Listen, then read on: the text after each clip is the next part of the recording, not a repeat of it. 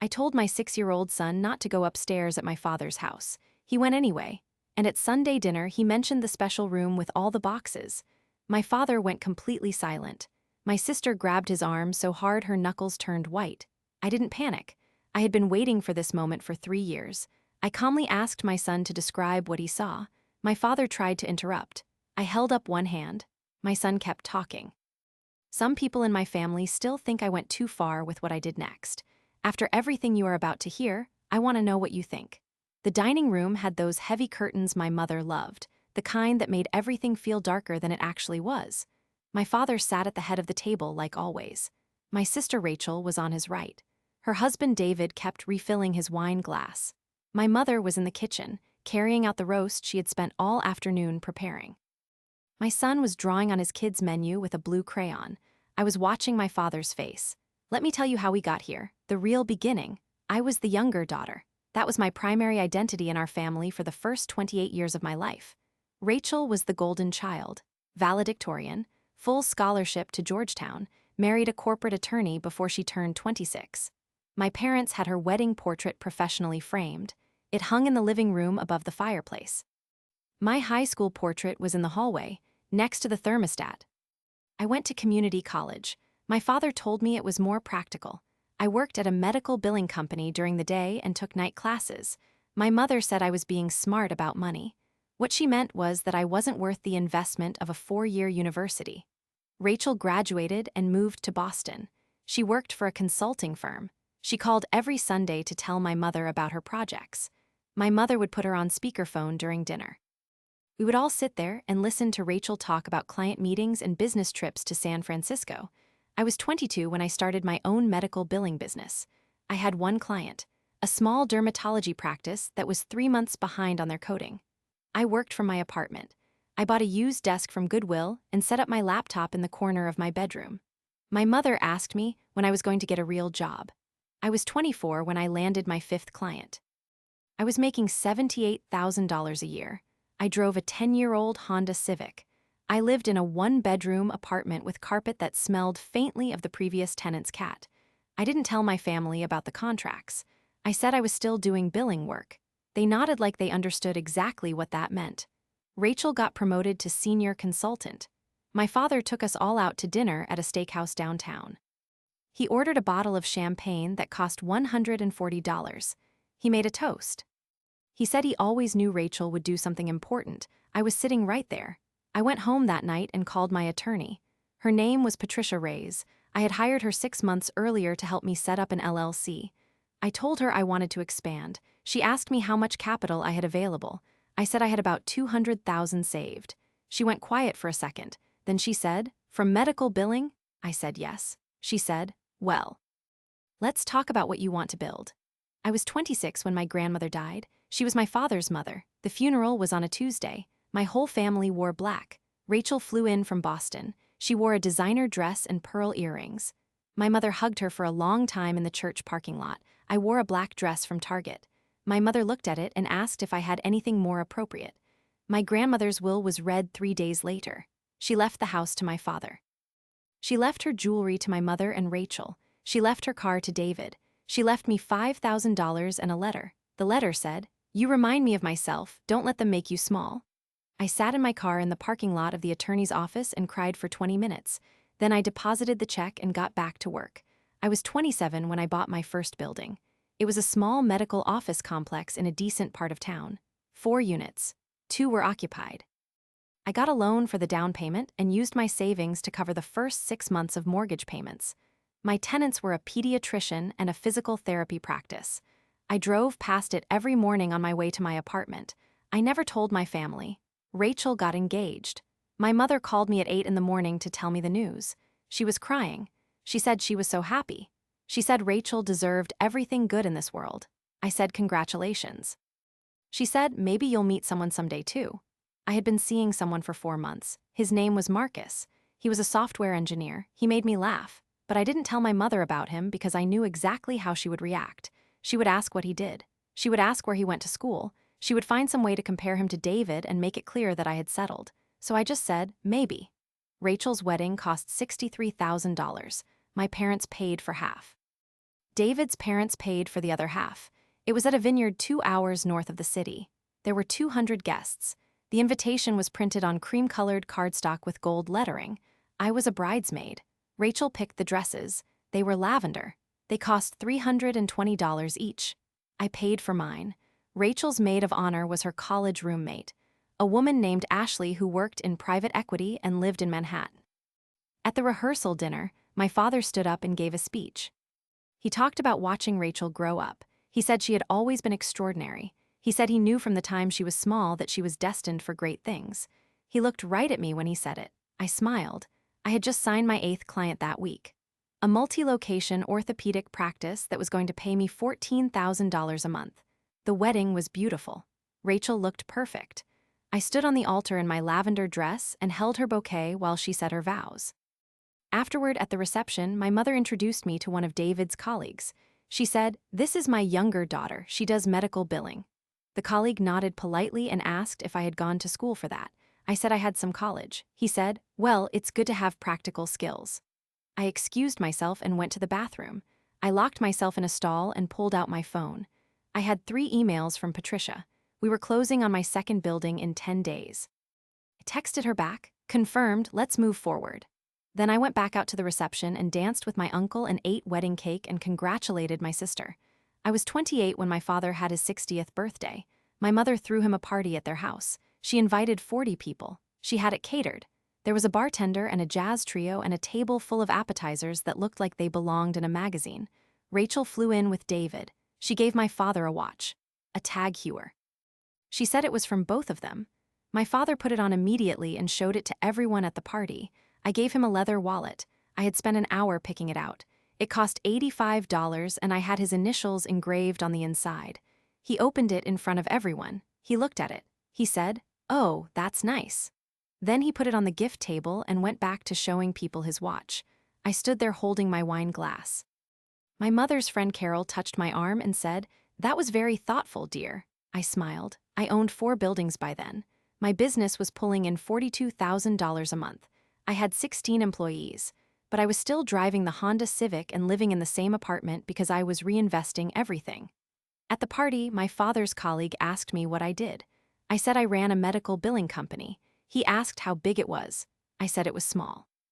He said, "Well, you have to start somewhere." My father laughed and said, "She's always been more of a worker bee than a queen bee." Everyone laughed. I finished my wine.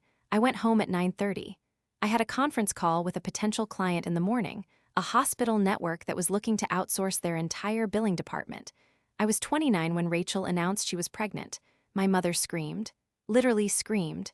She called me immediately after Rachel told her. She said, "You're going to be an aunt." I said that was wonderful. She said, "Rachel's going to be such a good mother." I said I agreed. She said, "It's different when you've really established yourself first, when you're stable." I said nothing. Rachel had a baby shower. It was at my mother's house.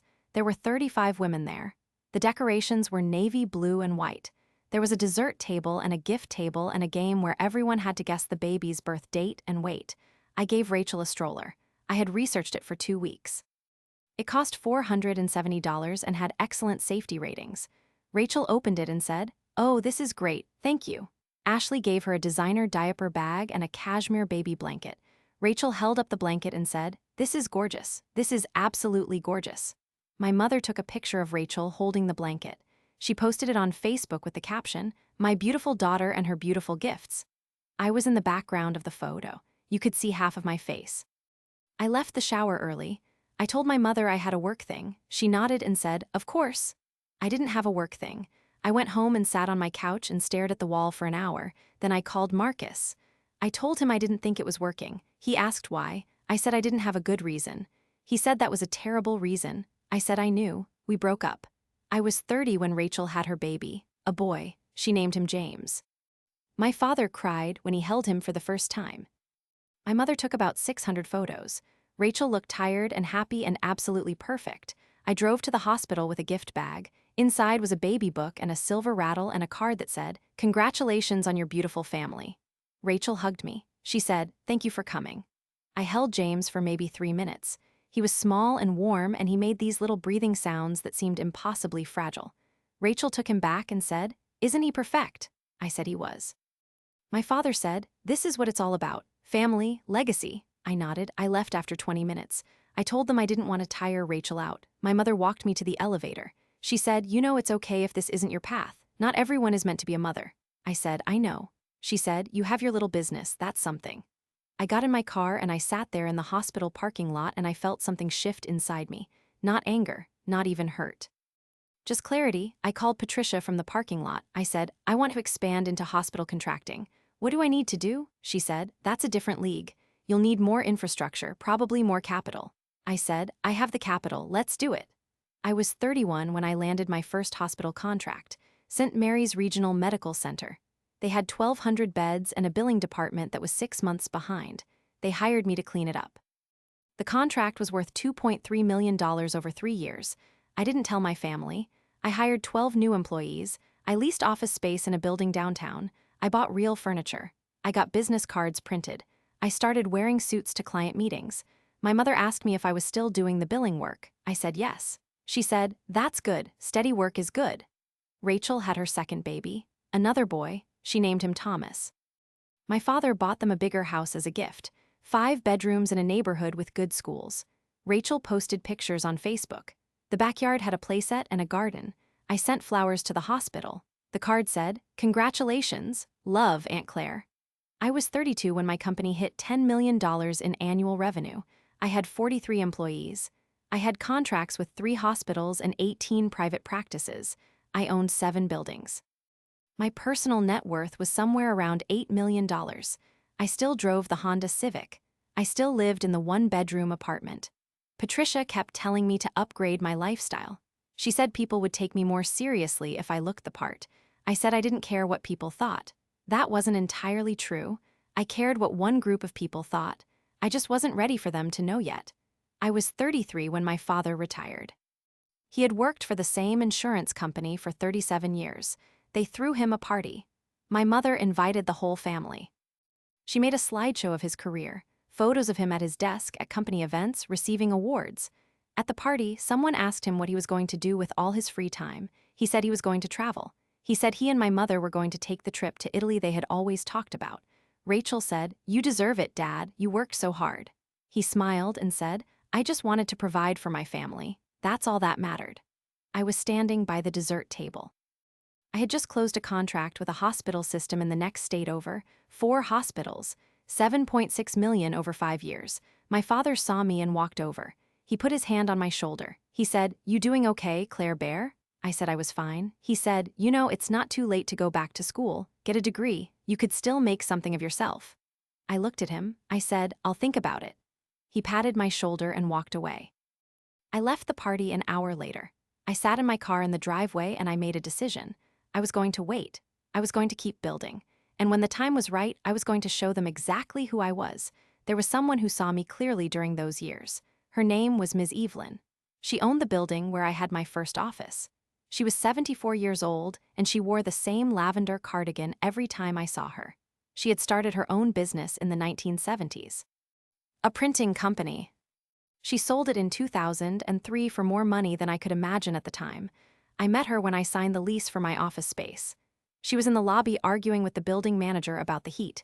She turned to me and said, "You the new tenant?" I said I was. She said, "What kind of business?" I said medical billing. She said, "Smart. People always need that. You doing this on your own?" I said yes. She looked at me for a long moment. Then she said, "Good. Don't let anyone tell you can't." She became a fixture in my life after that. She would stop by my office every few weeks. She never called first. She would just appear in the doorway and say, "How's business?" I would tell her. She would nod. She would offer advice. She never sugarcoated anything. When I was struggling to decide whether to take on my 3rd building, I went to her. I laid out the numbers. I told her I was scared I was overextending. She said, "Are the numbers good?" I said yes. She said, "Then you're not scared of the numbers. You're scared someone is going to tell you you're not supposed to have this." I stared at her. She said, "Let me tell you something. The world is going to spend your whole life trying to convince you to be smaller than you are. Don't you dare listen." I bought the building. When Rachel had her first baby, Ms. Evelyn stopped by my office. She said, "I saw the pictures on your desk. That your sister's baby?" I said yes. She said, "You want kids?" I said I didn't know. She said, that's fine, but don't let anyone make you feel like you're missing something just because you're building something different. You're building an empire, girl, that's your legacy. I started crying. I couldn't help it. She handed me a tissue from her purse. She said, your family know what you're doing here. I said no. She said, why not? I said, because they wouldn't believe me. They'd find a way to make it smaller, to make me smaller. She nodded. She said, then you keep building until they can't deny it anymore, and when you're ready to show them, you make sure it's on your terms. She came to my office one day when I was 32. She knocked on my door and said, I'm selling the building. I looked up from my computer. I said, what? She said, I'm 80 years old, I'm tired, I'm selling to a management company. They're going to keep the current tenants, you'll be fine. I said, when? She said, 3 months. I thought about it for exactly 5 seconds. Then I said, sell it to me. She laughed. She said, you can't afford this building. I said, try me. I bought the building for $2.1 million. Ms. Evelyn gave me a discount because she said she liked me. She said most people would have just accepted the new landlord and kept their heads down. At the closing, she signed the papers and slid them across the table. She said, you know what you are, Claire? I said, what? She said, you're what I would have been if I had started 30 years earlier. Don't let anyone take this from you. She moved to Arizona 2 months later to be near her daughter. She sent me a postcard. It said, keep building. I kept it in my desk drawer. I was 34 when things started to shift. My company was doing well, better than well. I had 70 employees. I had contracts with 9 hospitals and 32 private practices across 3 states. My revenue was approaching $20 million annually. I finally moved out of the 1-bedroom apartment. I bought a condo, nothing flashy, 2 bedrooms, a nice kitchen, a balcony with a view of the city. I furnished it simply. I still didn't tell my family. I also finally replaced the Honda Civic. I bought a Toyota Camry. My accountant told me I should get something nicer. I told him I liked the Camry. Rachel's kids were 3 and 1. She had quit her consulting job to stay home with them. My mother said it was the right choice. She said, Rachel has her priorities straight. I visited them one Sunday. Rachel lived in that house my father had bought them. It was beautiful. Hardwood floors and crown molding and a kitchen that looked like it belonged in a magazine. Rachel made coffee. We sat at her kitchen table while the boys played in the living room. She looked tired. She said, I don't know how you do it. I said, do what? She said, work all the time, don't you get lonely? I said, I like my work. She said, but it's just billing, right? I mean, it's not like you're building something. I took a sip of my coffee. I said, it pays the bills. She said, I worry about you sometimes. You're 34, you're not getting any younger. Don't you want a family? I said, maybe someday. She said, you should let mom set you up. She knows people. I said, I'm okay. She looked at me with this expression of pity. She said, I just want you to be happy, Claire. I said, I am happy. She didn't believe me, I could tell. I left an hour later. I drove home to my condo. I sat on my balcony and looked out at the city, and I thought about what it would be like to tell her the truth. To say, I have $20 million in contracts. I own 8 buildings. I employ 70 people. I'm not lonely. I'm not lost. I'm building something you can't even imagine. But I didn't, because I knew she would find a way to diminish it. She would say something like, oh, that's great, and then change the subject. Or worse, she would tell my parents, and they would ask questions that were designed to make me prove I deserved it. So I kept quiet. I was 35 when my mother asked me for money. She called me on a Tuesday afternoon. She said, Claire, honey, I need to ask you something. I said, okay. She said, your father and I are having some cash flow issues. The retirement fund isn't quite what we thought it would be. We're a little short this month. I said, how short? She said, $5,000. I said, for what? She said, just bills, nothing major, we'll pay you back. I said, when? She went quiet. Then she said, I don't know when we can. I said, Mom, I don't have $5,000 to lend you right now. That wasn't true. I had millions.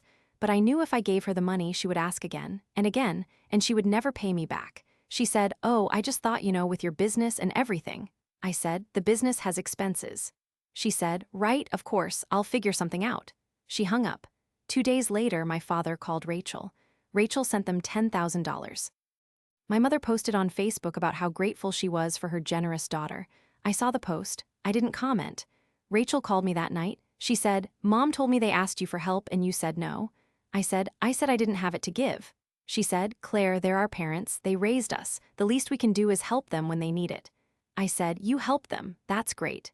She said, do you not have $5,000? I said nothing. She said, because if you don't, I'm worried about you. Your business should be generating more than that by now. Maybe you need to rethink your model. I said, my model is fine. She said, I'm just saying if you're struggling, you can always ask for help.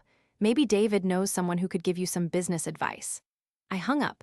I sat on my couch and I stared at the ceiling and I thought about what it would take to finally show them who I was. I was 36 when my father got sick. Nothing life-threatening. Kidney stones. He was in the hospital for 2 days. My mother called me in a panic. She said, your father's in the hospital, you need to come. I drove straight there. I walked into his room. He was sitting up in bed watching television. He looked fine. My mother was in the chair next to him looking like she had been through a war. She said, oh, Claire, thank God you're here. I said, what happened? My father waved his hand. He said, just kidney stones. They're giving me something for the pain. I'll be fine. My mother said, the bill is going to be enormous. The insurance only covers 80%. I said, how much is 20%? She said, they're estimating around $4,000. I looked at my father. He looked embarrassed. He said, we'll figure it out. My mother said, Rachel already offered to help. I said, of course she did. My mother looked at me. She said, I know you're busy with your little business, Claire. We're not expecting you to contribute. I stood there for a long moment. Then I said, I can cover it. My mother blinked. She said, what? I said, I can cover the bill, all of it. My father said, Claire, that's very generous, but you don't have to. I said, I want to. My mother looked at me like she didn't quite believe me. She said, are you sure? That's a lot of money. I said, I'm sure. I paid the bill the next day. I called the hospital billing department and gave them my credit card number. $4,267. My mother called me that night. She said, thank you, honey. That was so kind of you. I know that probably wiped out your savings. I said, it's fine. She said, we'll pay you back when we can. I said, don't worry about it. She said, you're a good daughter. I hung up. I had $14 million in liquid assets. $4,000 was nothing. But to them, it was evidence that I was struggling, that I had sacrificed to help them. They needed to believe I was small because it made them feel better about themselves. I let them believe it. I was 37 when I bought my 9th building. It was the biggest purchase I had made yet, a medical office complex with 12 units, $3.8 million. I had to take out a significant loan, but the rental income would cover it within 18 months. Patricia told me I was overextending. I told her I knew what I was doing. The building was in a good part of town, near 2 hospitals. The previous owner had let it run down. I renovated it. New roof, new HVAC, fresh paint. I raised the rents. Every unit was leased within 6 months. I drove past it every morning on my way to the office. I still felt a jolt of pride every time I saw it. My company hit $25 million in revenue that year. I had 92 employees. I had contracts with 14 hospitals. I was one of the largest medical billing companies in the state. I still hadn't told my family. Rachel threw a birthday party for James. He was turning 7. The party was at a place called Jump Zone, one of those indoor trampoline parks. There were 25 kids running around screaming. Rachel had ordered a custom cake and goodie bags and pizza for everyone. I showed up with a gift, a Lego set. James liked Legos. Rachel hugged me and said, thank you so much for coming. I said, of course. My parents were there. My mother was taking pictures. My father was talking to some of the other dads about golf. Rachel pulled me aside at one point. She said, so any updates on your end? I said, like what? She said, I don't know, dating, work, anything exciting? I said, not really. She said, you know, Claire, you're almost 40. If you want kids, you need to start thinking about it. I said, I know how old I am. She said, I'm just saying, I worry about you. You spend all your time working and you don't have anything to show for it. I looked at her. I said, I'm doing fine, Rachel. She said, are you though? Because from the outside, it doesn't look like you're building toward anything. You're just treading water. I said, I should go. I have an early meeting tomorrow. She said, on a Sunday? I said, yeah. I left. I sat in my car in the parking lot and I watched families loading their kids into minivans and SUVs. I thought about what Rachel had said, treading water, nothing to show for it. I went home and I pulled up my financial statements. I looked at the numbers. $26.4 million in annual revenue. 9 buildings worth a combined total of $18 million. 92 people who depended on me for their livelihoods. I wasn't treading water. I was building an empire, but they couldn't see it. They didn't want to see it. I was 38 when things came to a head. It was Thanksgiving.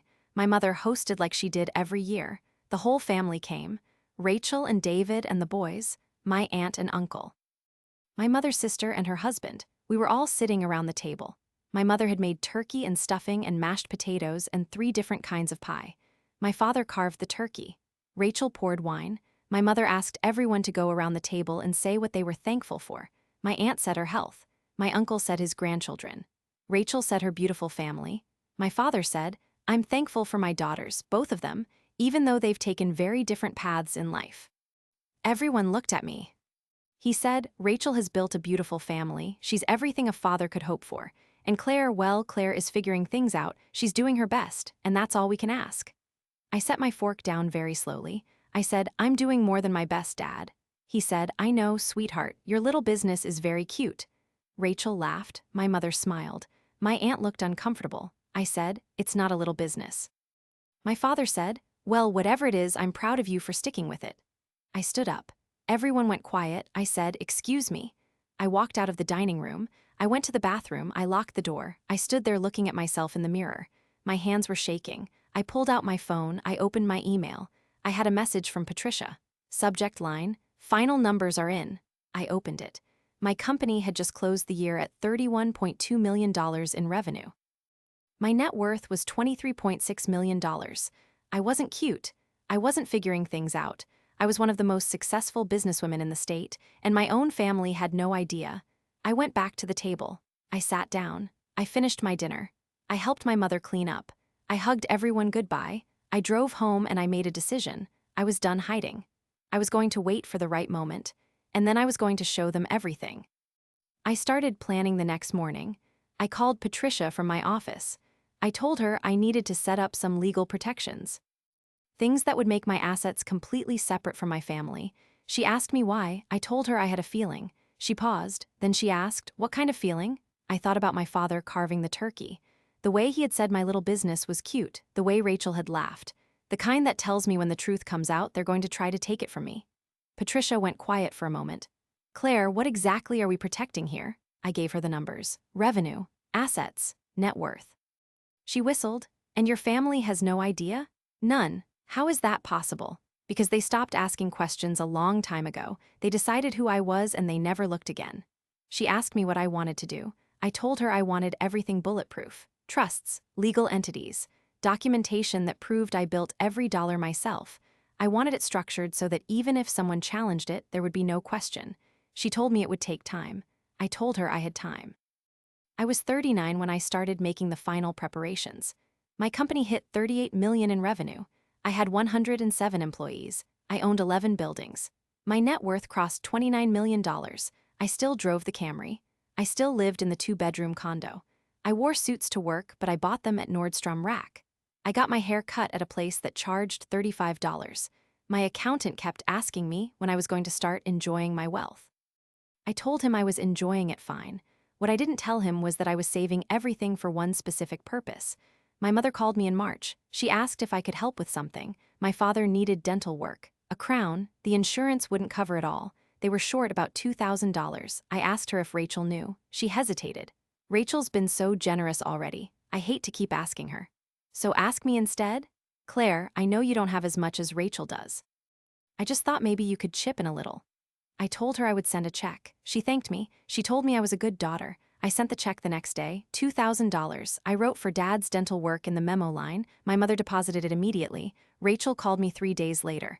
Mom told me you helped with Dad's dental bill. Yeah, that was really generous. I know that's probably a lot for you. I didn't respond. She continued. I worry about you, Claire. If you're stretching yourself thin to help them, you need to tell me. I can cover more. I'm fine, Rachel. Are you sure? Because if your business isn't doing well, you can tell me. Maybe David could help you pivot into something more stable. I hung up. I sat at my desk and I pulled up my banking app. $29.3 million. I stared at the number. Then I called Patricia. I think it's almost time. She asked me what I meant. I think I'm ready to show them. She asked me if I was sure. I told her I wasn't, but I was tired of being invisible. She told me to wait. She told me we needed to make sure everything was protected first. She told me to be patient. I told her I had been patient for 15 years. She asked me to give her 3 more months. She wanted to set up one more legal structure, a family trust that would protect everything if things went badly. I agreed. Ms. Evelyn called me in April. She was still in Arizona, but she checked in every few months. She asked how I was doing. I told her the truth. I told her I had built something massive. I told her my family had no idea. I told her I was planning to tell them soon. She went quiet. Then she asked, "Why now?" "Because I'm tired of pretending." That's not a good enough reason. I felt something deflate in my chest. What do you mean? You don't reveal something this big out of exhaustion. You reveal it because you're ready to handle what comes next. Are you ready for that? I thought about it. I don't know. Then wait, build a little more, get a little stronger. And when you're ready, make sure you're doing it for the right reasons. What are the right reasons? That's for you to figure out, girl. We talked for another 20 minutes. Before we hung up, she told me something I still think about. Your family is going to feel betrayed when they find out. They're going to say you lied to them. And here's the thing, they're not entirely wrong. You did lie. By omission maybe, but you lied. So you better make sure you know why you did it, because that's the first question they're going to ask. I hung up. I sat on my balcony and I thought about her question. Why had I kept it secret? The easy answer was that they wouldn't have believed me, or they would have found a way to diminish it, or they would have tried to take credit. But the real answer was darker. I had kept it secret because I wanted this moment. I wanted the reveal. I wanted to see their faces when they realized they had been wrong about me for my entire life. That wasn't noble. That was revenge, and I had to decide if I was okay with that. I was at my parents' house for dinner in May when I had my first real close call. We were sitting in the living room after the meal. Rachel was showing my mother pictures on her phone. My father was watching a golf tournament on television. Rachel looked up from her phone. "Claire, where did you say your office was?" I looked at her. "Downtown." "Where downtown?" "4th Street." She frowned. "That's a nice area. Isn't rent expensive there?" "It's manageable." My mother glanced over. "How many people work for you now?" I said about 20. That was the number I had been giving them for years. Rachel scrolled on her phone, then she turned it toward me. "Is this your building?" My stomach dropped. She had pulled up Google Maps. She was showing me the building where my office was located, the building I owned. "That's the area, yeah. This building has a tenant list. I don't see your company name. We're under a different name for the LLC." She looked at me. "What name?" I could feel my father watching now. I said the name of my company, my actual company, Clearwater Medical Solutions. Rachel typed it into her phone. I watched her scroll. She was looking at the website. My website. The one that listed 14 hospital contracts and described us as one of the largest medical billing companies in the region. She looked up. "This is you?" I nodded. She scrolled more. "This says you have 90 employees. It's outdated. It says you do contracts with hospitals." "Some." My mother leaned over. "Let me see." Rachel showed her the phone. My mother looked at the screen, then she looked at me. "This is really your company?" "Yes. It looks very professional." Rachel kept scrolling. "It says here you've been in business for 17 years. That's right. You started this when you were 22? "Yes." My father turned down the television. "Let me see that." Rachel handed him the phone. He looked at it for a long time, then he looked at me. "Is this accurate? 90 employees?" I had 107, but I nodded. He frowned. "How did you build this?" "One client at a time." "And you never mentioned it?" "I did." "You just didn't ask for details." My mother looked confused. "But you said it was small." I said it was fine. Rachel was still staring at me. "Claire, this is a real company, like a real business." "I know. Why didn't you tell us?" I looked at her. "I did tell you. I told you I ran a medical billing company. You just assumed it was small." My father handed the phone back to Rachel. He looked at me with something I couldn't quite read. Pride? Suspicion? "Well, I guess we underestimated you." My mother smiled. "This is wonderful, honey. You should have told us sooner." Rachel was still looking at her phone. "It says you're hiring." "Are you really that busy?" "Yes." Wow, I had no idea. The conversation moved on, but I could feel the shift. They had seen something, not everything, but something. I left an hour later. I sat in my car in their driveway and I called Patricia. They saw the website. "What did they ask?" I told her. She exhaled. "Did they see the revenue?" "No, just the employee count and the hospital contracts." "What did you tell them?"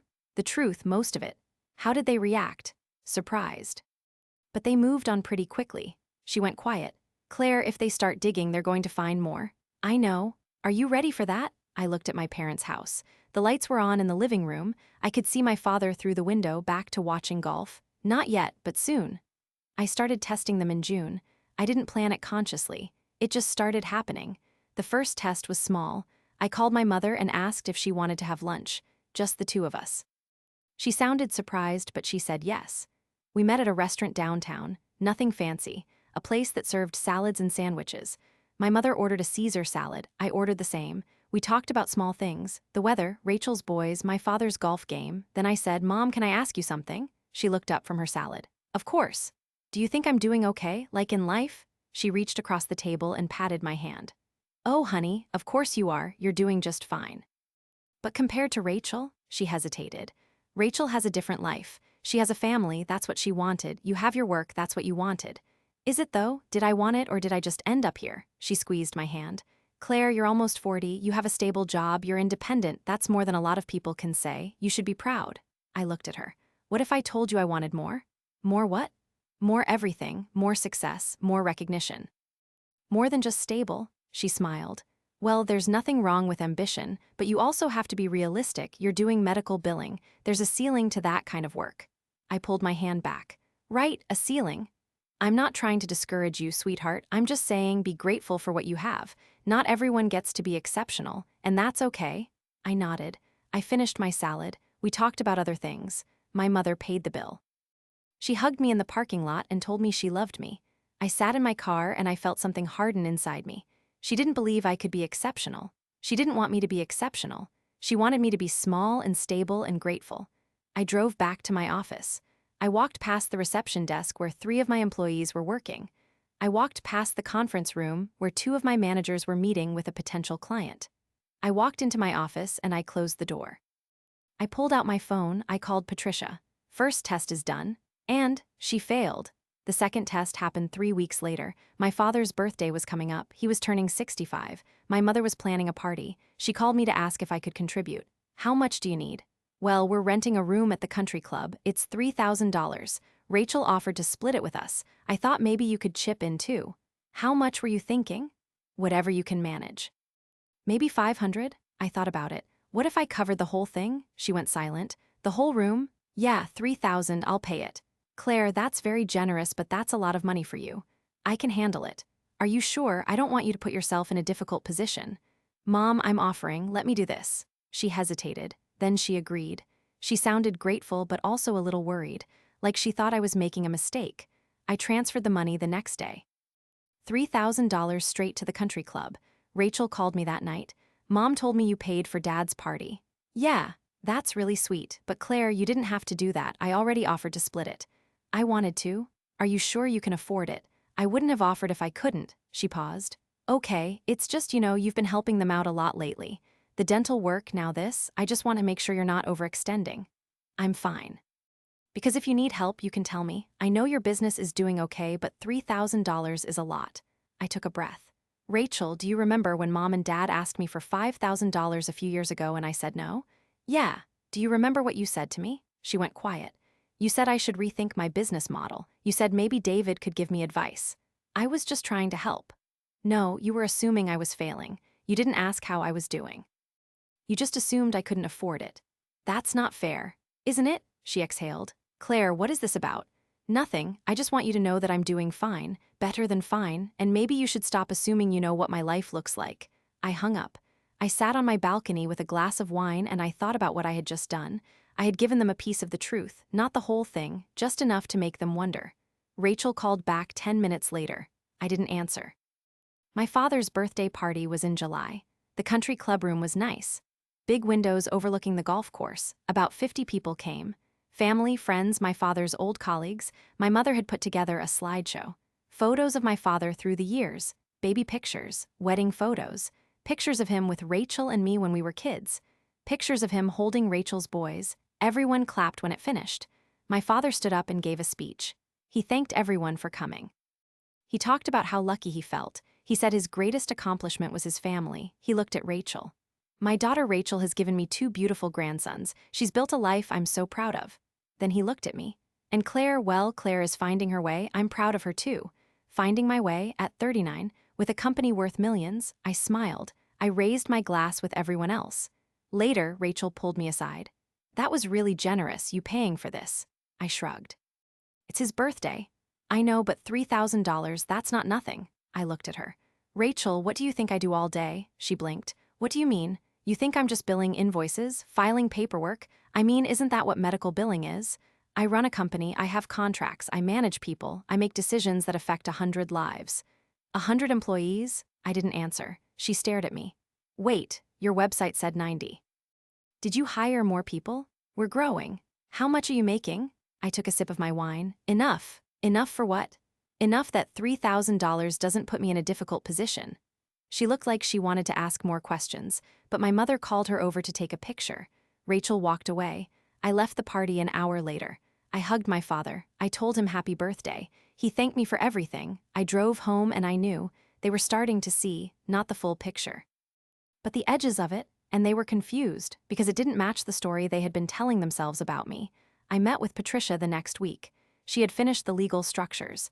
Everything was protected. Trusts, LLCs, documentation that proved I had built everything myself with no family money. She laid it all out on her conference table.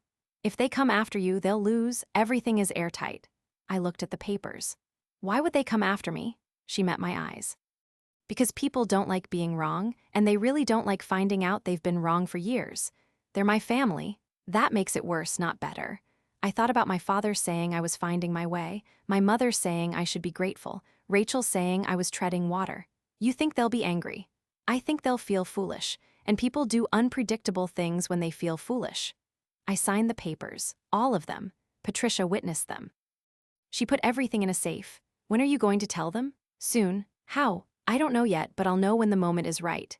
The third test happened in August. My mother called me. She sounded upset.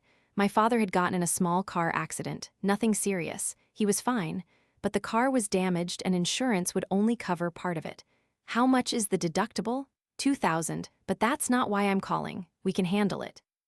I just wanted you to know in case you heard it from someone else. I can cover it. Claire, no, you've already done so much. Mom, it's fine, let me help. Absolutely not, we're not taking any more money from you. Why not? She hesitated. Because we're starting to wonder where it's all coming from. My heart stopped. What do you mean? Rachel and I were talking. You've given us almost $8,000 in the last few months. That's a lot of money, Claire, for anyone. And we're just wondering if everything is okay with your business. Everything is fine. Are you sure? Because if you're in some kind of trouble, you need to tell us. If you're borrowing money or using credit cards or something like that, we need to know. I laughed. I couldn't help it. This isn't funny, Claire. You think I'm in debt. Well, are you? No, Mom, I'm not in debt. Then where is the money coming from? From my business. Your billing company? Yes. Claire, medical billing doesn't make that kind of money. Not unless you're running a huge operation. I went very still. Define huge. I don't know, hundreds of employees, millions in revenue, that kind of thing. I said nothing. Claire. Mom, I need to go, I'll call you later. I hung up. I sat in my office and I stared at the wall. They were starting to figure it out. Not because I had told them, because the math didn't add up anymore. I called Patricia. They're asking questions. What kind of questions? Where the money is coming from. They think I might be in debt. She laughed. That's actually kind of perfect. How is that perfect? Because when you finally show them the truth, the contrast is going to be massive. They think you're struggling. You're going to show them you're worth $30 million. That's not just a reveal, that's a shock. I thought about it. I don't want to shock them. I just want them to see me. Claire, you can't have it both ways. You can't hide for 15 years and then expect them to take it calmly when you finally come out. This is going to be big. You need to accept that. I knew she was right, but I still wasn't ready. Ms. Evelyn called me in September. She asked if I had told them yet. I said no. She asked why. I told her I was waiting for the right moment. She told me I was stalling. Maybe. What are you afraid of? I thought about it. I'm afraid they'll find a way to make it about them. I'm afraid my father will say he always knew I had it in me. I'm afraid my mother will say she always believed in me. I'm afraid Rachel will say she's proud of me, but I'll see it in her eyes that she's also a little bit angry. And what if they do all those things? Then I'll know I was right to keep it secret. She went quiet. Then she asked me something I hadn't expected.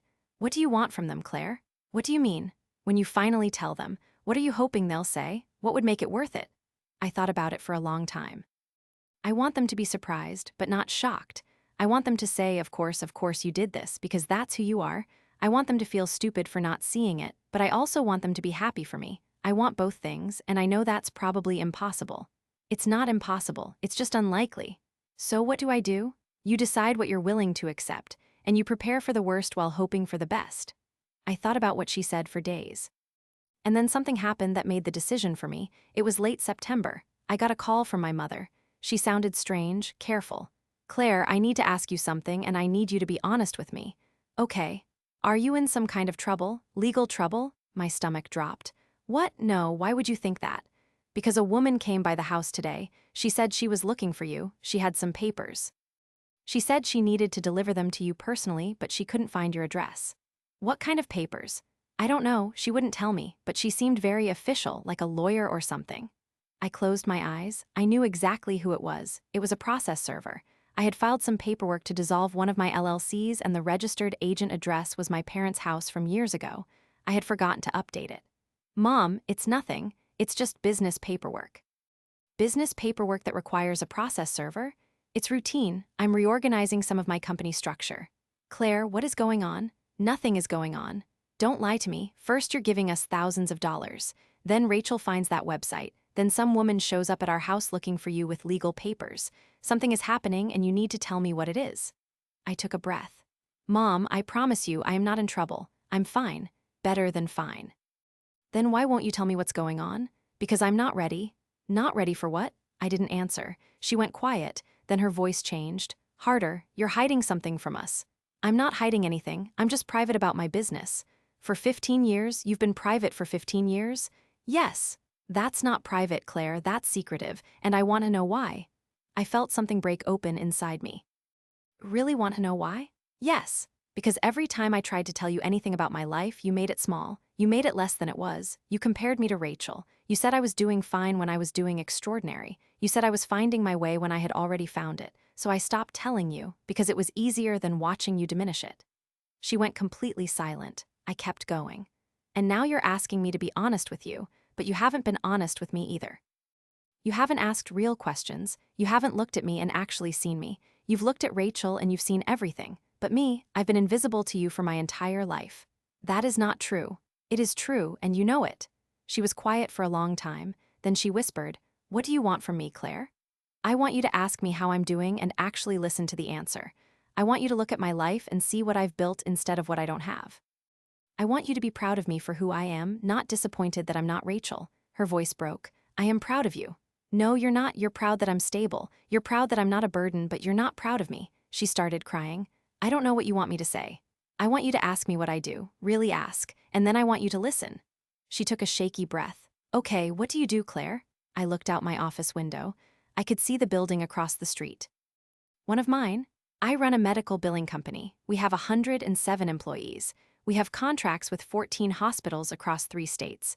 We process over $800 million in medical claims annually. Last year, my company generated $38 million in revenue. I own 11 commercial buildings. My personal net worth is just over $30 million. I built all of it myself, starting with nothing.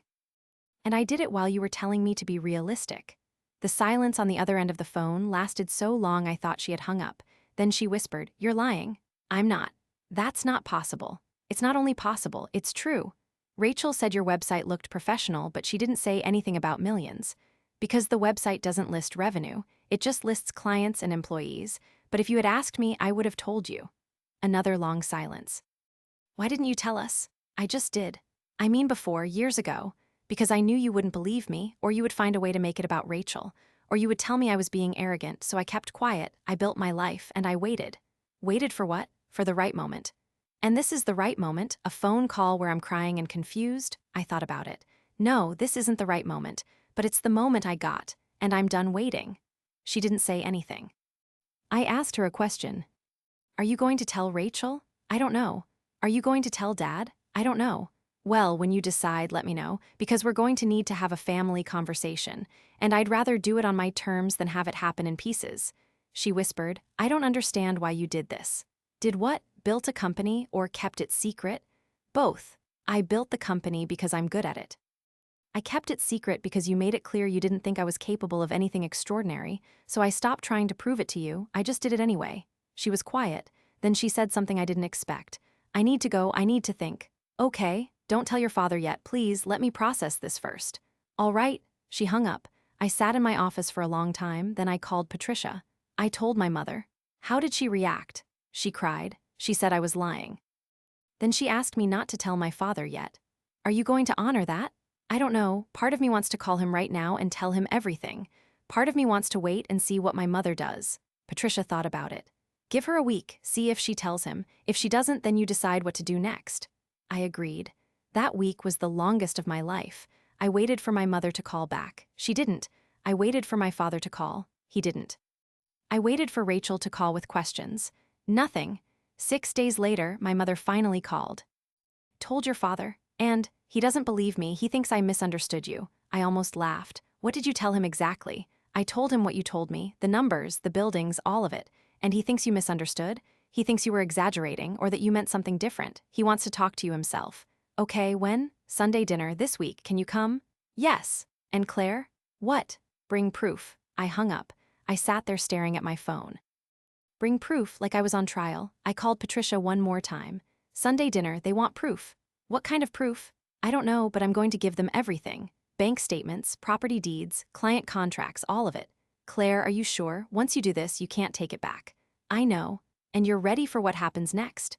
I thought about my father saying I was finding my way, my mother saying I should be grateful, Rachel saying I was treading water. I've been ready for 15 years. I spent the next 3 days preparing. I made copies of everything. Financial statements showing $32 million in assets, property deeds for all 11 buildings. Client contracts with total values exceeding $200 million over their terms. Tax returns showing $38 million in revenue last year. I put it all in a folder, a thick folder. Evidence of a life they knew nothing about. Sunday came. I drove to my parents' house. I parked in the driveway. I sat there holding that folder. My hands were shaking. I had everything I needed. 15 years of proof, 15 years of being underestimated, and one folder that would change everything. I took a breath. I got out of the car, I walked to the front door, and I went inside. I want you to remember what I said at the beginning, about whether I went too far. Keep that question in your mind during everything I am about to tell you. The folder was heavy in my hands when I walked through the door.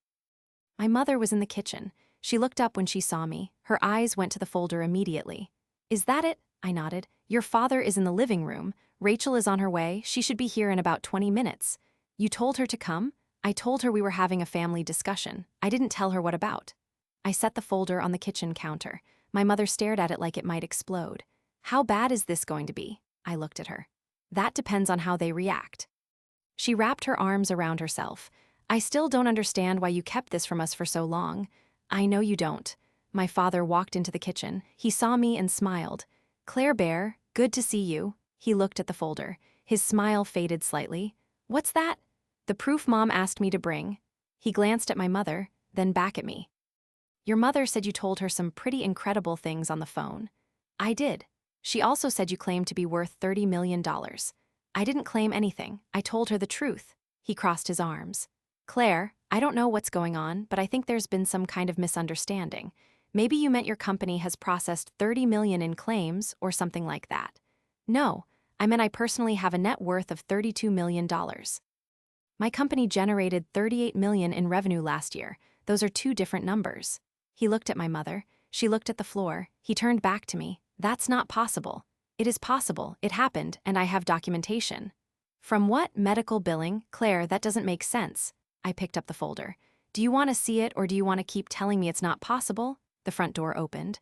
Rachel's voice carried through the house. Hello, what's the emergency?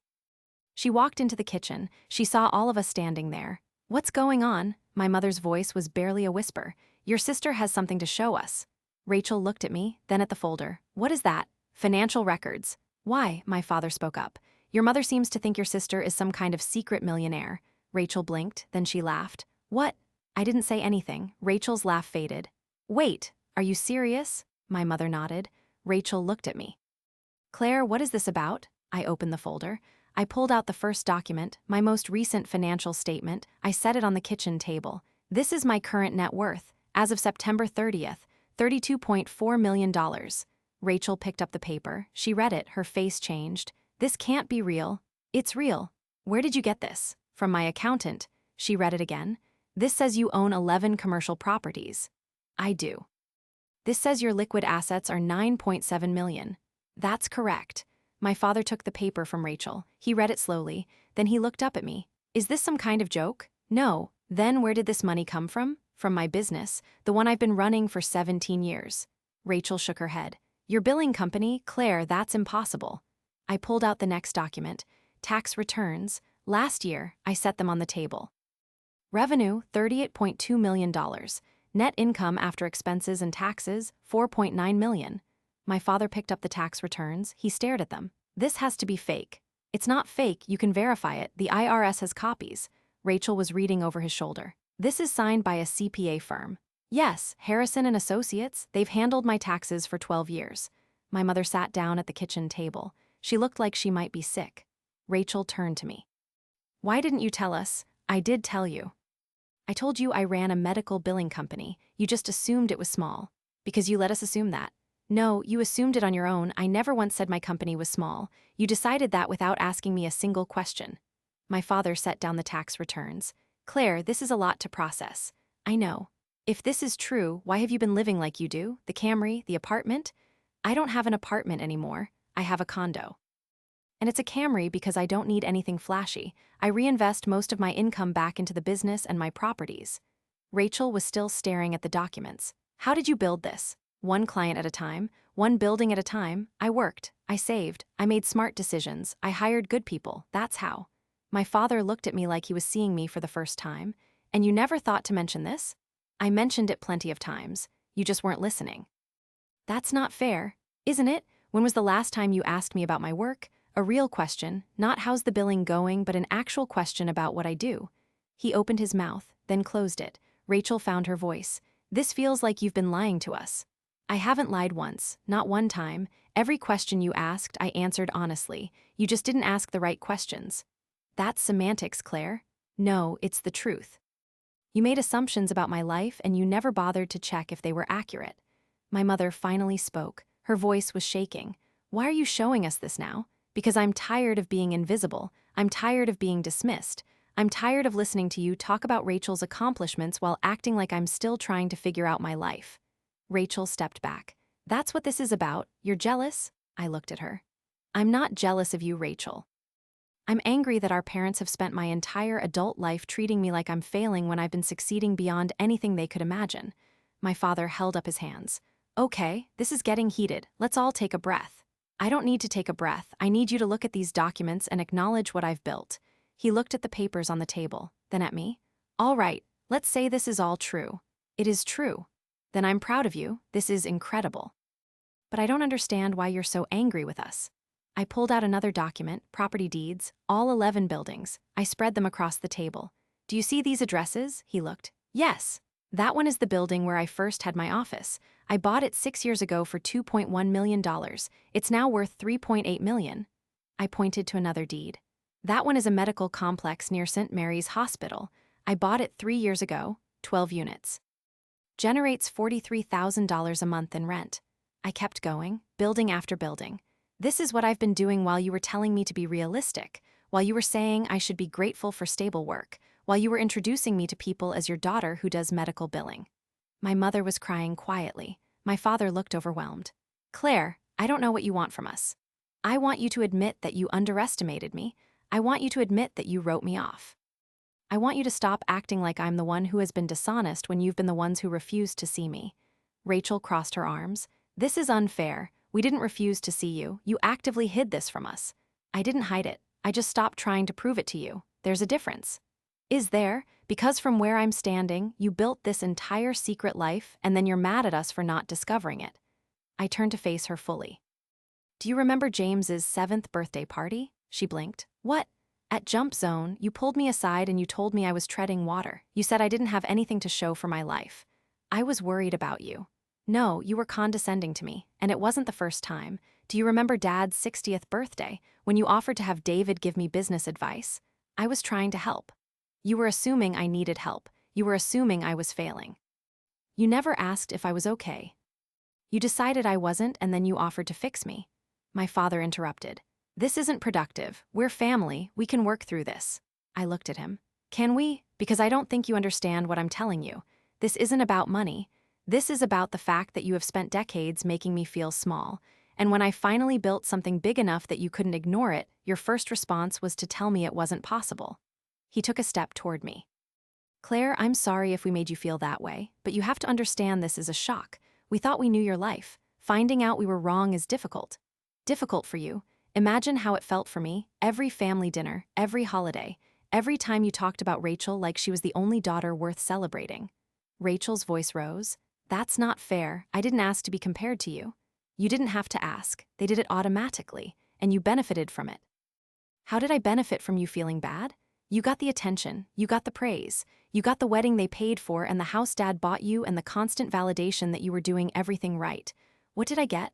$5,000 when my grandmother died and a comment at Thanksgiving about how I was doing my best. My mother stood up. Stop, both of you, this isn't a competition. I turned to her.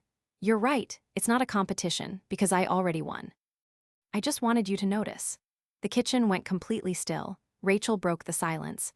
You wanted us to notice? Is that what this is, some kind of vindication? I wanted you to see me, that's all I've ever wanted. But you couldn't, because you had already decided who I was, the younger daughter, the one who went to community college, the one who was figuring things out. My father picked up the financial statement again. He stared at it like he was trying to find a mistake. I still don't understand how we missed this. You missed it because you weren't looking. You saw what you expected to see, and I let you, because it was easier than fighting you every single time you diminished what I was building. Ms. Evelyn's voice came from the doorway. I think what Claire is trying to say is that you broke her heart, repeatedly, for years. Everyone turned. Ms. Evelyn was standing there in her lavender cardigan. My mother looked confused. Who are you?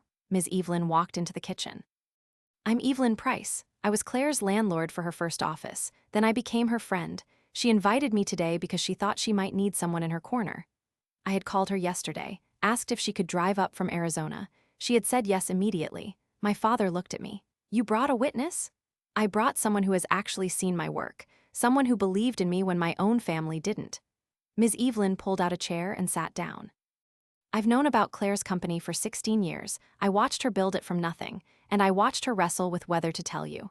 Every year, she would wonder if this was the year. And every year, something would happen that convinced her you wouldn't take it seriously. Rachel looked at her. That's not true. We would have been happy for her. Ms. Evelyn raised an eyebrow. Would you? Because from what Claire has told me, your family has a very specific narrative about who she is. And that narrative doesn't include being more successful than you. Rachel's face flushed. I don't know what she told you, but she told me the truth, and I've been watching you all for about 10 minutes now. You know what I see? A family that's more upset about being wrong than they are proud of what she accomplished. My mother shook her head. That's not true, we're proud. Are you? Because you look terrified, like this success is somehow a threat to you. My father's voice hardened. I don't think you understand our family dynamic. Ms. Evelyn smiled. I understand it perfectly. Claire's the one who wasn't supposed to succeed. She was supposed to be grateful for whatever scraps she got, and when she exceeded those expectations, she had to hide it because you couldn't handle it. I watched my family's faces. My father looked angry. My mother looked wounded. Rachel looked like she was trying to solve a puzzle. Rachel turned to me. Is that really what you think? That we couldn't handle your success? I think you needed me to be less than you. I think my failure made you feel better about your choices. And when I started succeeding, I stopped fitting into the story you were telling about our family. That's cruel, Claire. Maybe, but it's true. My mother was crying harder now. I never wanted you to fail. You didn't want me to fail. You just didn't want me to surpass you. There's a difference. My father set the documents down carefully. What do you want from us, Claire? An apology? Fine. I'm sorry we didn't ask more questions. I'm sorry we didn't pay closer attention. Is that what you need to hear? I need you to mean it. I do mean it. No, you don't. You're sorry you got caught being wrong. You're not sorry for how you treated me. He took a breath. That's not fair. Isn't it? Because right now, you're more concerned with defending yourself than you are with understanding why I'm upset.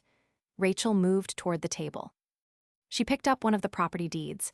This building on Maple Avenue, I know this building. Yes. David's firm is in this building. We pay rent to you. You pay rent to Clearwater Holdings, which is my company. Yes. Her hand started to shake. How long? 3 years. You've been our landlord for 3 years and you never told us. You never asked who owned the building. She set the deed down like it burned her. This is insane. This is business. No. This is you playing games with us. I met her eyes. I never played games, I made investments. Your husband's firm is a good tenant, you pay on time, that's all that matters to me. My father's voice was cold now. You could have told us. Why? So you could feel weird about paying rent? So you could try to negotiate a discount? I kept it separate because it is separate. Your husband's firm rents office space. I provide it. That's the transaction. Rachel looked like she might cry. I feel like I don't even know you. You don't know me, you never tried to. Ms. Evelyn stood up. I think what's happening here is exactly what Claire was afraid of. You're all so focused on being upset that you can't actually be happy for her. My mother turned to her. You don't understand. This is our daughter. She's been lying to us for years. She hasn't lied once. She just stopped offering information you weren't going to appreciate. That's called self-preservation. My father looked at me. Is that what this is, self-preservation? It was, now it's a reckoning. A reckoning for what? For every time you made me feel like I wasn't enough. For every time you compared me to Rachel and found me wanting. For every time you told me to be realistic when I was already building something extraordinary. He shook his head slowly. I never said you weren't enough. You didn't have to say it. You showed me, every single day. Rachel's voice cracked. So what now? You showed us your bank statements. You proved you're richer than us. What do you want, a medal? I looked at her for a long moment. I want you to stop talking to me like I'm the younger sister who needs guidance. I want Dad to stop introducing me as the daughter who's still figuring things out. I want Mom to stop pitying me because I'm not married with kids. I want all of you to see me as I actually am, not as you've decided I should be. My mother wiped her eyes. We do see you. No. You see what you want to see? You see the version of me that makes you comfortable, but that version doesn't exist anymore, if it ever did. My father walked to the window. He stood there looking out at the backyard. I don't know what you expect from us, Claire. We can't change the past. I don't want you to change the past. I want you to acknowledge it. I want you to admit that you treated me like I was less important than Rachel. I want you to own that. He didn't turn around. Fine. We treated you differently than Rachel. Is that what you want to hear? I want to hear you say why. Because Rachel made it easy. She did everything right. She got good grades. She went to a good school. She married well. She gave us grandchildren. She followed the path we understood. And I didn't. No, you didn't. You went to community college. You started a business we didn't understand. You lived modestly. You didn't get married. You didn't give us grandchildren. We didn't know how to relate to your life, so we stopped trying. The honesty of it hit me harder than I expected. My mother stood up. Your father is right. We didn't understand your choices, and instead of asking questions, we made assumptions. That's our fault. But Claire, you have to understand you shut us out too. I shut you out because you made it clear you weren't interested. That's not true, isn't it? Every time I tried to tell you about a new contract or a new building, you would change the subject or minimize it, so I stopped trying. I built my life without you because you made it clear you didn't want to be part of it. Rachel sat down at the table. She looked exhausted. I don't know what we're supposed to do with this information. You don't have to do anything with it. I'm just done pretending. Pretending what? That I'm okay with how you've treated me, that I'm okay being invisible.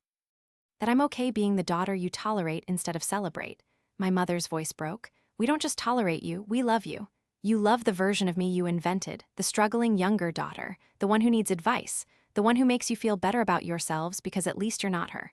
That's horrible. It's true. Ms. Evelyn spoke up again. I've been sitting here listening to you all go in circles, so let me make this simple. Claire built an empire, she did it alone. She did it despite you, not because of you. And now she's giving you a choice. You can acknowledge what she's accomplished and be part of her life going forward, or you can keep defending yourselves and lose her. Those are your options. My father turned from the window. Are you threatening to cut us off? I shook my head. I'm not threatening anything. I'm telling you the truth. I'm done being the daughter you're ashamed of. I'm done being compared to Rachel. I'm done making myself smaller so you can feel comfortable. From now on, you either accept me as I am or we don't have a relationship. It's that simple. Rachel stood up. You can't give us an ultimatum like that. It's not an ultimatum, it's a boundary. It sounds like an ultimatum. Then don't cross it.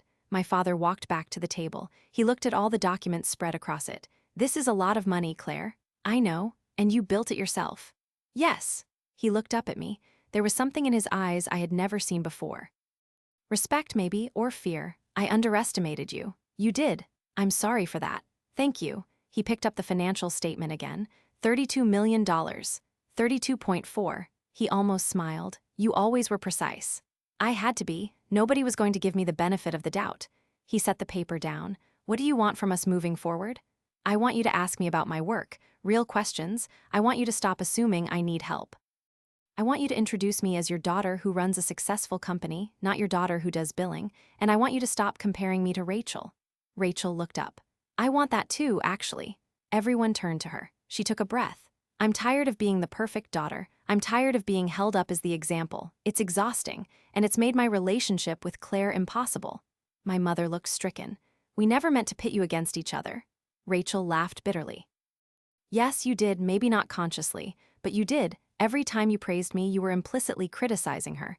Every time you talked about my life, you were pointing out what was missing from hers. I saw it, I hated it, but I didn't know how to stop it. I looked at my sister, really looked at her. She looked tired, sad. Why didn't you say something? Because I was getting what I wanted. The attention, the approval, why would I give that up? Even if it hurt me? She met my eyes. I told myself it wasn't hurting you. I told myself you were fine, but I knew, I always knew. The silence in the kitchen was thick. My mother sat back down. I think we've all made mistakes here. Ms. Evelyn snorted. That's one way to put it. My mother ignored her. Claire, I'm sorry we didn't see you. I'm sorry we made you feel invisible. I'm sorry we treated your accomplishments like they were less important than Rachel's. You deserved better from us. I felt something tight in my chest start to loosen.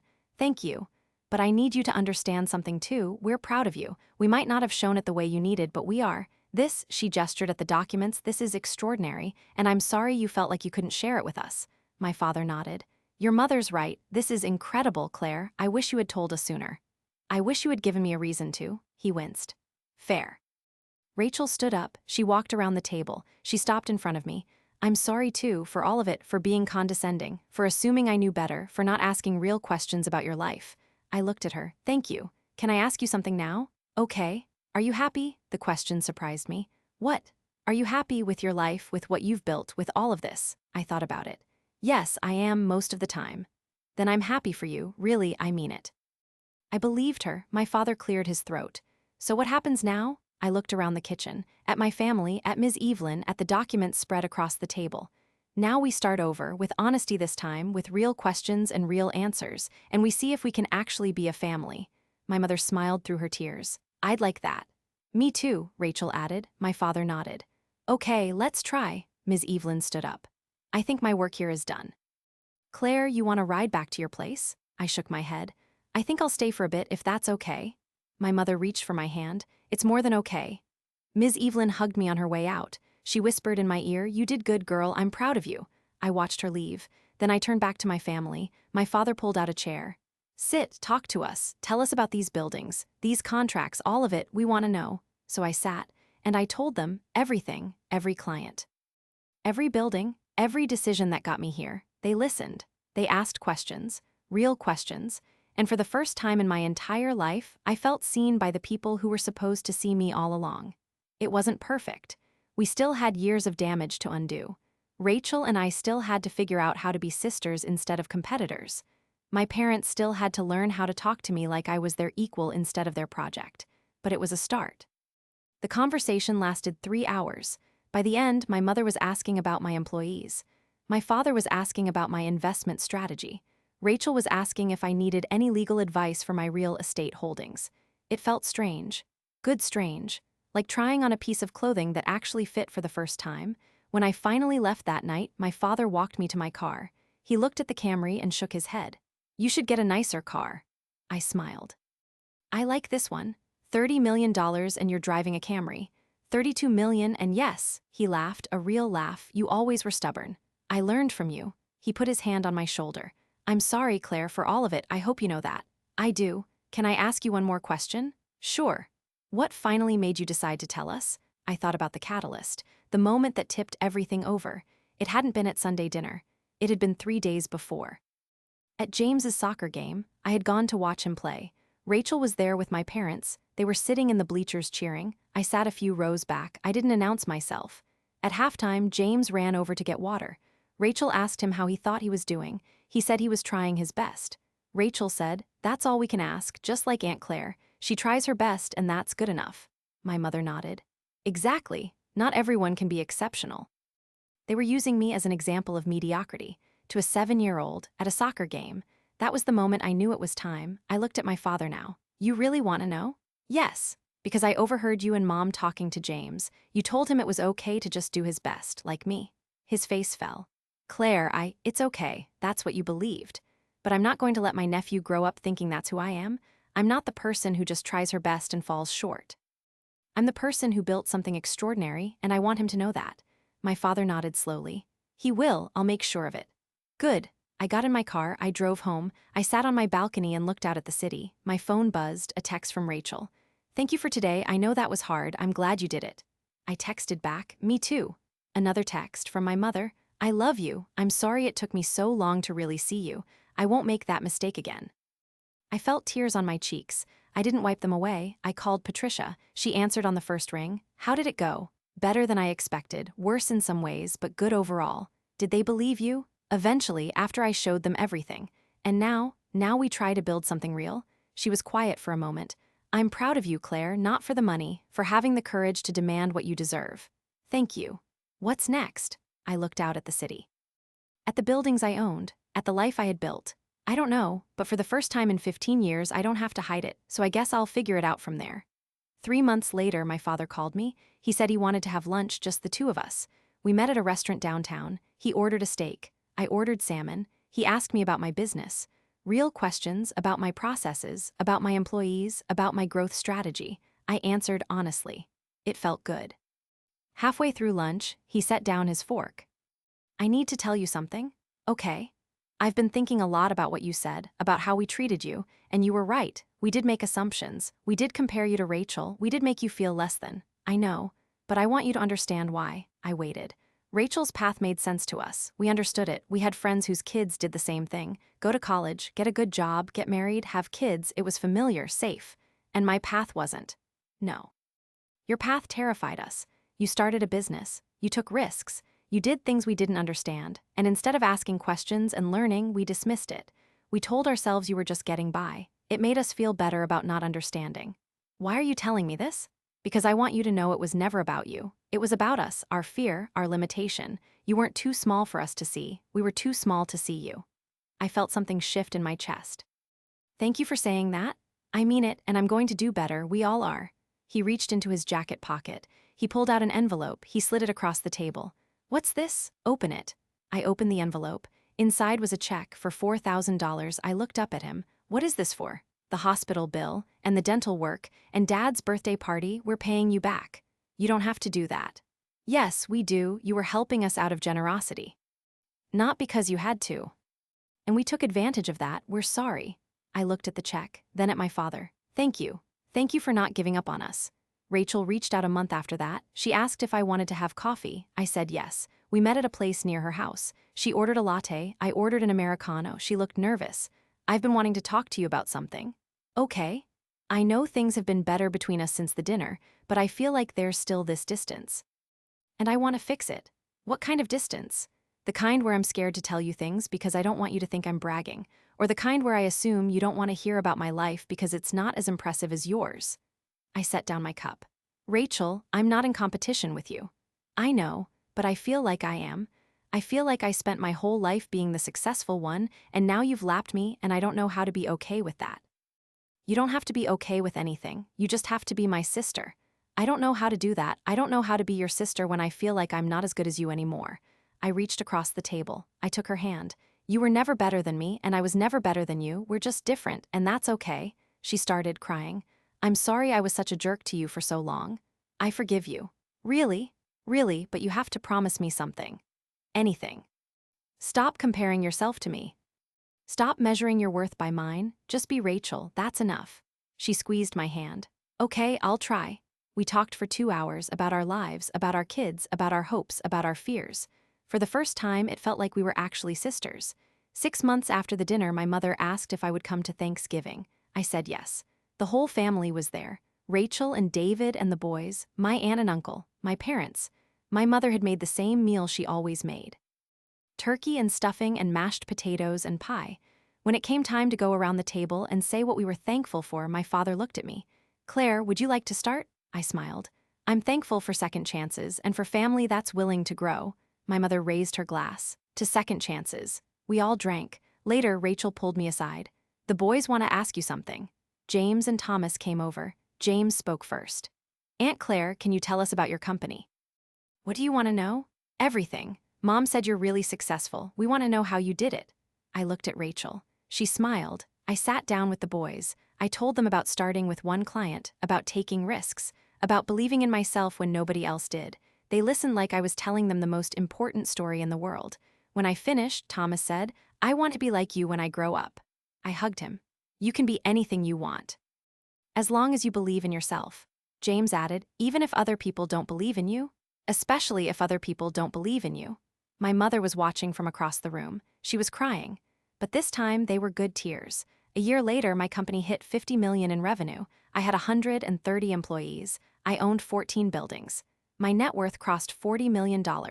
I took my parents and Rachel out to dinner to celebrate. A nice restaurant. The kind with a wine list that required a sommelier. My father ordered champagne. When it came, he made a toast.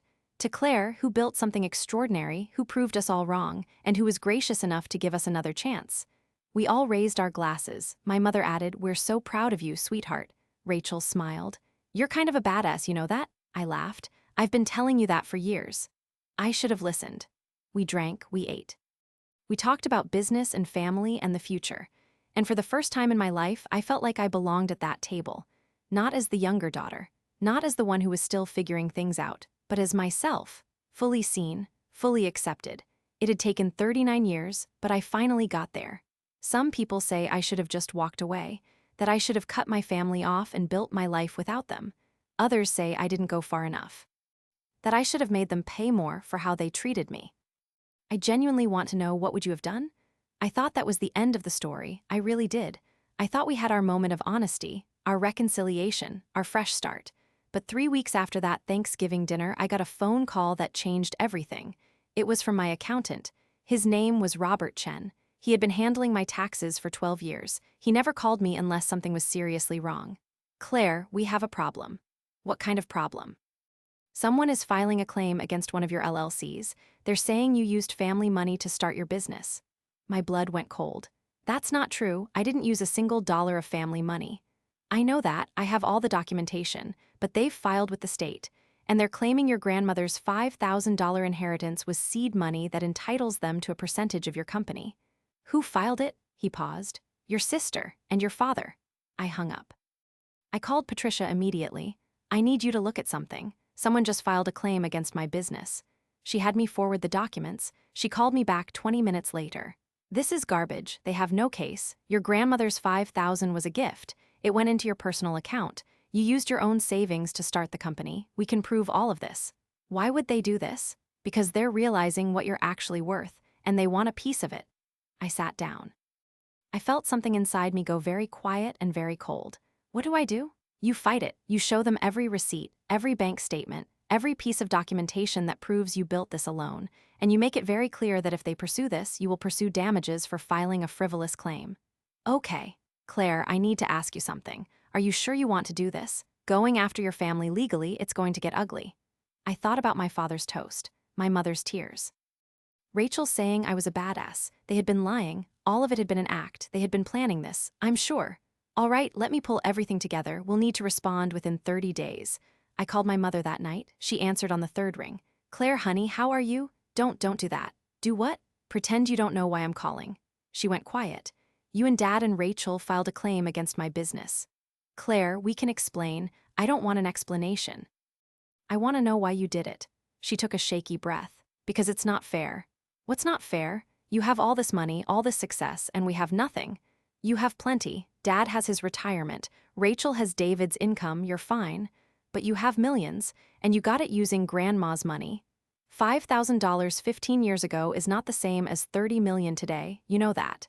It was seed money. Without it, you never would have started. I had $200,000 in savings when I got that $5,000. I would have started anyway, and you know that too." Her voice hardened. "We deserve something, Claire. We're your family. You don't deserve anything. You didn't help me build this. You didn't support me. You actively discouraged me at every turn.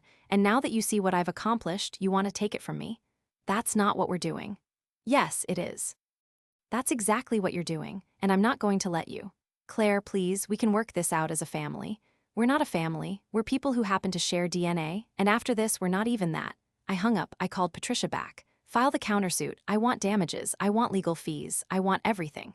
"Are you absolutely sure?" "I've never been more sure of anything in my life." The next 3 weeks were brutal. My lawyers pulled every document.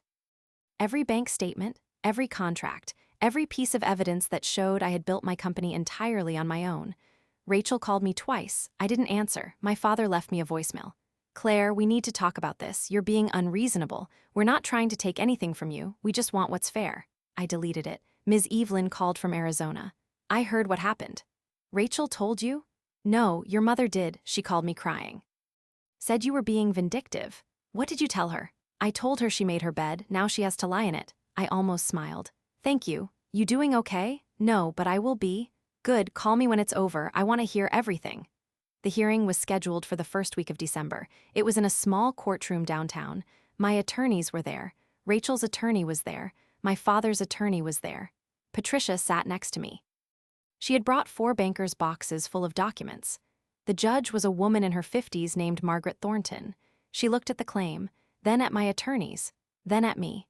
Ms. Brennan, your family is claiming you used a $5,000 inheritance as seed money to start a business that is now worth millions. And they're claiming they're entitled to a percentage of that business. Is that accurate? Patricia stood.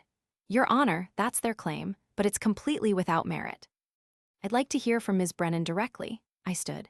Your Honor, my grandmother left me $5,000 when she died. I deposited it into my personal savings account. At the time, I already had $203,000 in that account, money I had earned myself over 6 years of working. I used my savings to start my business, not the inheritance. Rachel's attorney stood.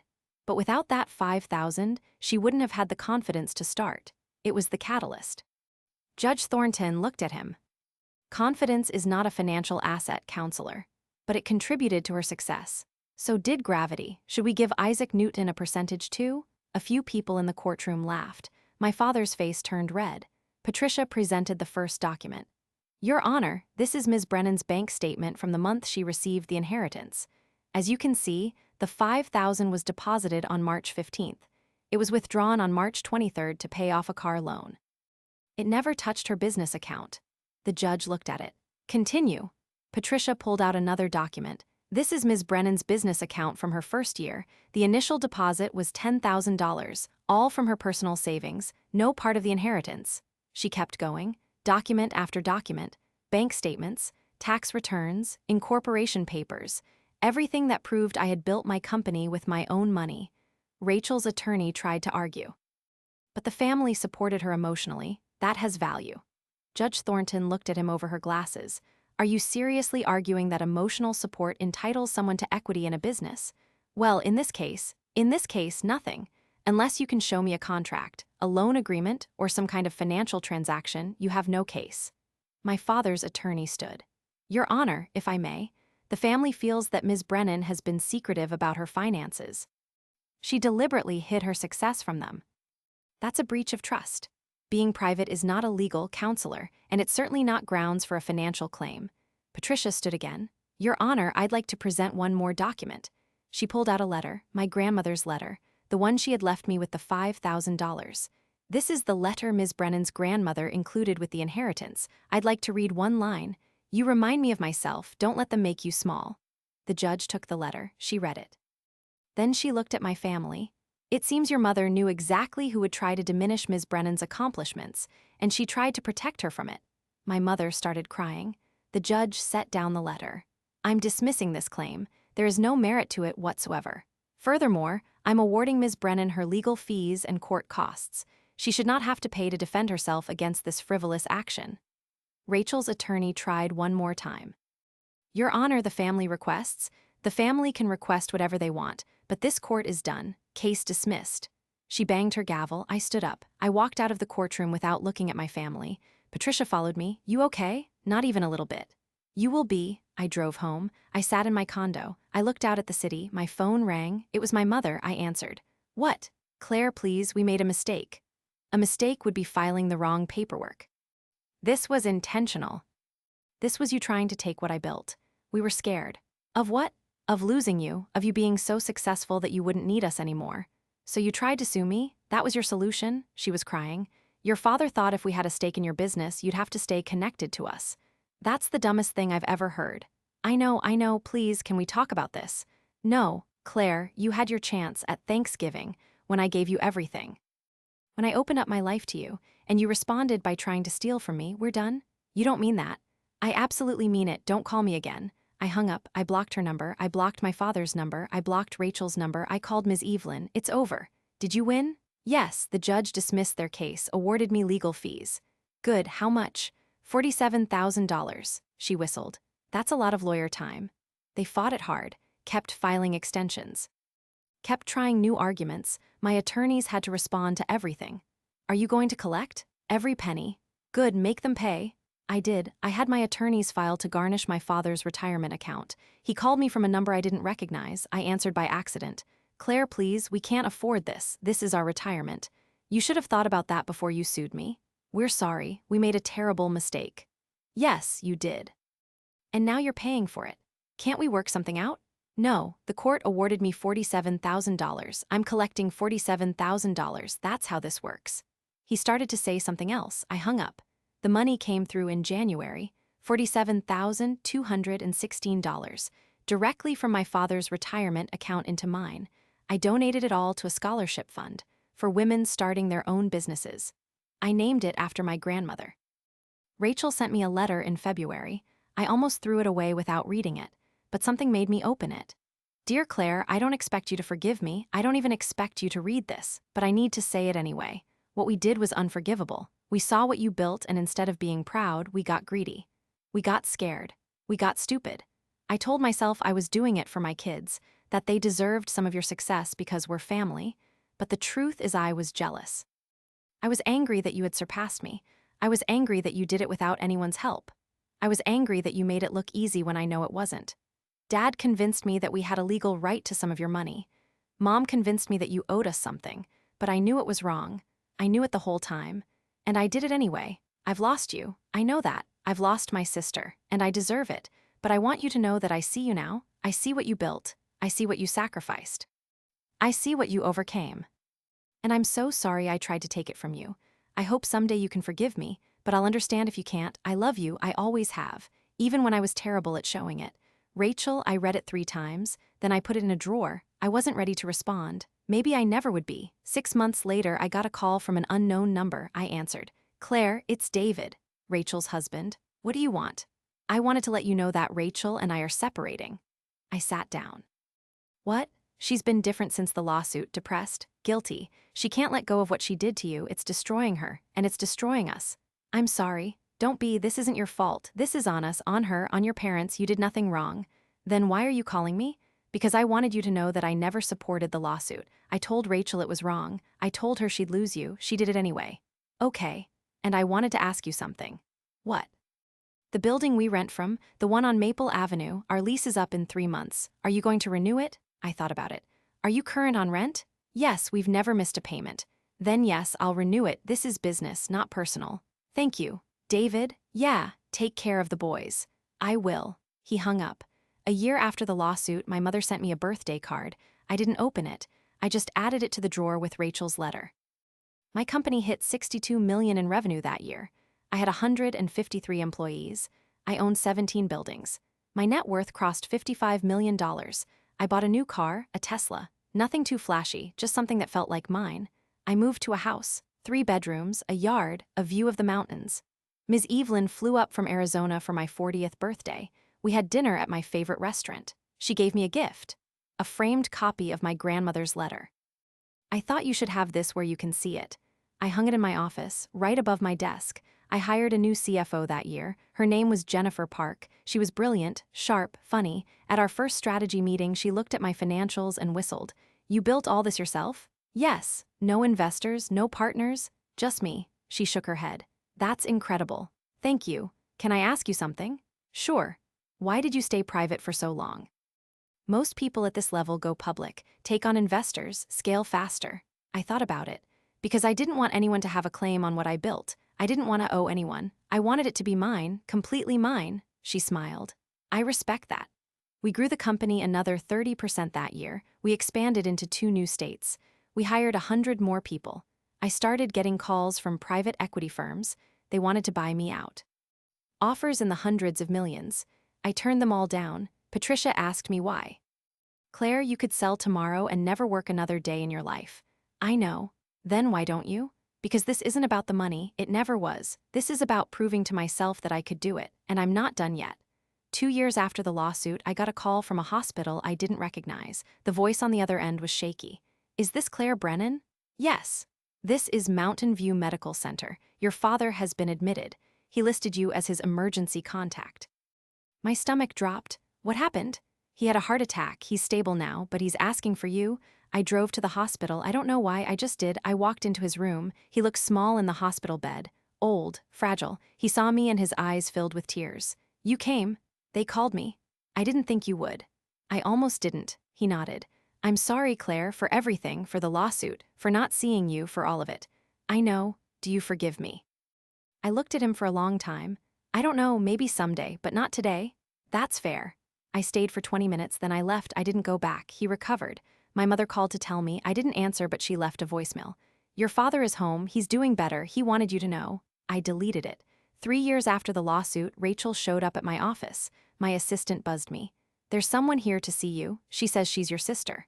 I almost said no. But something made me say yes. Rachel walked in. She looked different, thinner, tired, older. Thank you for seeing me. I haven't decided if I'm glad I did yet. She sat down. I don't blame you. What do you want, Rachel? I wanted to tell you in person that I'm sorry. I've been saying it for 3 years, but I needed you to hear it face to face. Okay, I heard it. And I wanted you to know that I've been in therapy, working on why I did what I did, why I couldn't just be happy for you. Did you figure it out? Yeah. I was scared that if you were more successful than me, I wouldn't matter anymore. To Mom, to Dad, to anyone, my whole identity was being the successful daughter, and when you took that away, I panicked. I didn't take anything away, I just became who I was meant to be. I know that now, but I didn't then. We sat in silence. How are the boys? I asked. Her face softened. They're good. They ask about you sometimes. What do you tell them? I tell them that Aunt Claire is amazing. And that I made a mistake that hurt her, and that I'm trying to fix it. Are you? Am I what? Trying to fix it? She met my eyes. I'm here, aren't I? I thought about it. I'm not ready to forgive you, Rachel. I don't know if I ever will be. I understand. But I don't hate you. I did for a while, but I don't anymore. That's something. It's all I have right now. She nodded. Can I ask you one thing? What? Can I send you pictures of the boys? Just so you can see them growing up. I won't expect you to respond. I just want you to know them. I considered it. Okay. She smiled, small but real. Thank you. She left. I sat at my desk for a long time. She did send pictures every few months. The boys at soccer games, at school plays, on vacation. I never responded, but I looked at every single one. 4 years after the lawsuit, Ms. Evelyn passed away. She was 83. Her daughter called to tell me. I flew to Arizona for the funeral. It was small. Just family and a few close friends. Her daughter pulled me aside after the service. She talked about you all the time. She was so proud of you. I was proud of her too. She left you something. She handed me an envelope. Inside was a check for $100,000 and a note. Claire, by the time you read this, I'll be gone. Don't be sad. I had a good run. I want you to use this money to help another young woman build something extraordinary. Find someone who reminds you of yourself. Someone who's been counted out. Someone who's been told she's not enough. Give her what I gave you, not the money, the belief. Tell her she can do it. Tell her not to let them make her small. And then watch her fly. I love you, girl. I always will. Evelyn, I cried in the parking lot of the funeral home for 20 minutes. Then I started the scholarship fund, not with the $47,000 from the lawsuit, but with Ms. Evelyn's $100,000. I called it the Evelyn Price Foundation. For women entrepreneurs who needed someone to believe in them. 5 years after the lawsuit, my company hit $100 million in revenue. We had over 200 employees. We had contracts in 7 states. Private equity called again.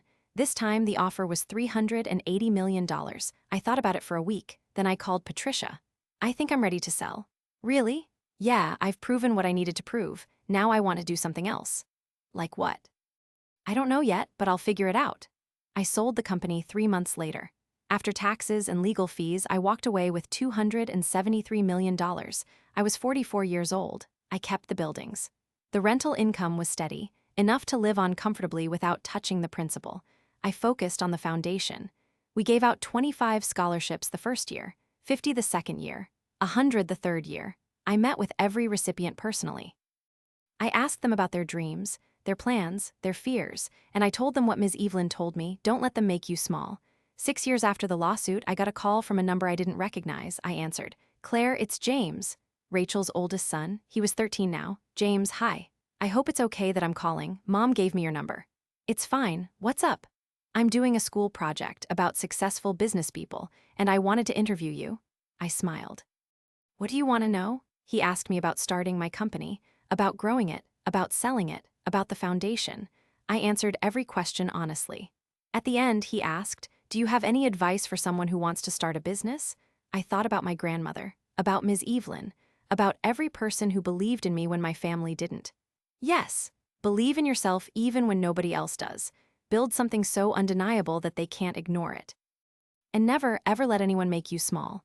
Thanks, Aunt Claire. You're welcome, James. After we hung up, Rachel texted me, "Thank you for talking to him, it meant the world." I texted back, "He's a good kid."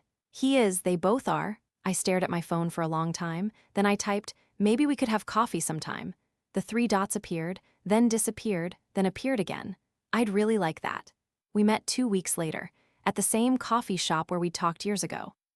It was awkward at first, but then we started talking, really talking, about our lives, about our regrets, about our hopes. "I'm not asking you to forgive me," Rachel said. "I know I don't deserve that. Maybe not, but I'm tired of being angry." Me too. I don't know if we can be sisters again, not like we should have been. Can we try? I thought about it. Yeah, we can try. It's been 2 years since that coffee. Rachel and I see each other about once a month. It's not perfect. There are still moments of awkwardness. Still old wounds that haven't fully healed, but we're trying. My parents and I haven't spoken since my father's heart attack. I don't know if we ever will. Some bridges burn too thoroughly to rebuild, and I'm okay with that. I'm 46 now. I have more money than I could spend in 10 lifetimes. I have a foundation that helps hundreds of women every year. I have buildings across multiple states.